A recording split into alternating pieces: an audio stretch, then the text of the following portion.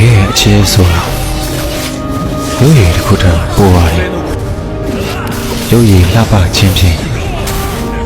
ချက်ချင်းမြတ်တော်စတင်ဒီဆောက်ကြတော့လေလက်ဆိုင်စွာချစ်မိသွားကြတဲ့အခါရုပ်ရည်တွေဘာမှမဟုတ်တော့ဘူးနဲ့ဘာမှမဟုတ်တော့တဲ့ຢာတွေကအစအသေးစိတ်ချစ်မိနေတာမျိုးပါတချို့ချစ်ချင်းတွေကိုချစ်ရတဲ့သူဟာ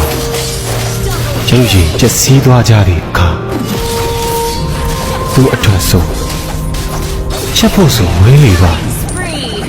သူအစဉ်ပြေဖို့သူပြုံးပျော်ရွှင်ဖို့သူအားမငယ်ဖို့ဘသူ့ကိုပဲအောက်ကျတောင်းမယ်ရ